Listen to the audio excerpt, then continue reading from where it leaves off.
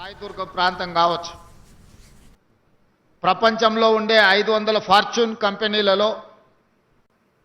85 fortune కంపెనీలు ఈరోజు ఈ ప్రాంతంలో వాళ్ళ కార్యక్రమాలను నిర్వహిస్తున్నాయి. ఐటీ దిగ్గజాలైన ఇన్ఫోసిస్, మైక్రోసాఫ్ట్ నుంచి మొదలు పెడితే గూగుల్ లాంటి సంస్థలు ఈరోజు ఇక్కడ అత్యధిక ఉద్యోగ అవకాశాలు కల్పించిన టీసీఎస్, హెచ్సిఎల్,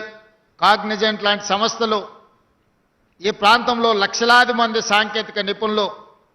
ముఖ్యంగా గ్రామీణ ప్రాంతాలలో నుంచి చదువుకున్న యువకులు ఈరోజు ఐటీ రంగంలో రాణిస్తున్నారంటే ఆనాటి దేశానికి రాజీవ్ గాంధీ గారి కంప్యూటర్ని పరిచయం చేసిండు. వారి మిత్రుడు శామ్ పిట్రోడా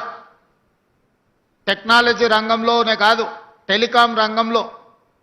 ఈరోజు మనం ఇంటర్నెట్ అంటున్నాం, వైఫై అంటున్నాం, కంప్యూటర్ అంటున్నాం, క్వాంటమ్ అంటున్నాం,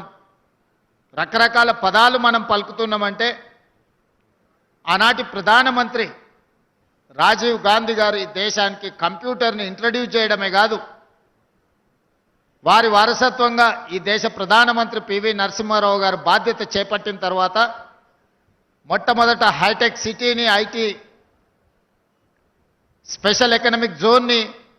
ఆనాడి ఉమ్మడి ఆంధ్రప్రదేశ్కు వారు మంజూరు చేసింది. మొట్టమొదట హైటెక్ సిటీకి పునాది రాయి నేదురుమల్లి జనార్దన్ రెడ్డి గారు ముఖ్యమంత్రిగా ఉన్నప్పుడు, పి జనార్దన్ రెడ్డి గారు ఈ ప్రాంతానికి ప్రాతినిధ్యం వహిస్తున్నప్పుడు మొట్టమొదట శిలాఫలకం వేయడం జరిగింది. వివిధ కారణాల చేత హైటెక్ సిటీ నిర్మాణం జరగక తిరిగి చంద్రబాబు నాయుడు గారు ముఖ్యమంత్రిగా బాధ్యతలు చేపట్టిన తర్వాత మన ప్రాంతం అభివృద్ధి చెయ్యాలి అనంటే మన రాష్ట్ర విద్యార్థులు కర్ణాటకను, మహారాష్ట్రకు పోయి ఇంజనీరింగ్ చదువుకోవడం కాదు, మన ప్రాంత విద్యార్థులు ఇక్కడనే ఇంజనీరింగ్ గ్రాడ్యుయేట్స్గా చదువుకొని కంప్యూటర్ సైన్స్ని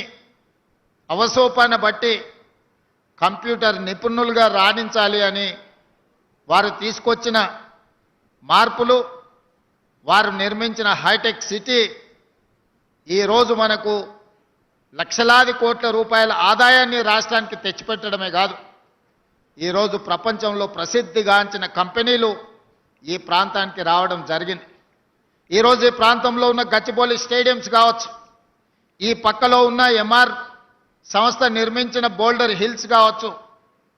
ఈ ప్రాంతంలో ఉన్న ఐటీ కంపెనీలు కావచ్చు, ఆనాటి ముఖ్యమంత్రులు దూరదృష్టితోని ఈ ప్రాంతం అభివృద్ధి చెందాలంటే చదువుకున్న యువకులకు ఉద్యోగ ఉపాధి అవకాశాలు రావాలి, అప్పుడే వ్యవసాయం ఒక్కటే మనకు జీవన ఆధారం కాదు. కుటుంబంలో 4 అన్నదమ్ములు ఉంటే ఒకరు వ్యవసాయం చేయాలి, ఇంకొకరు వ్యాపారం చేయాలి,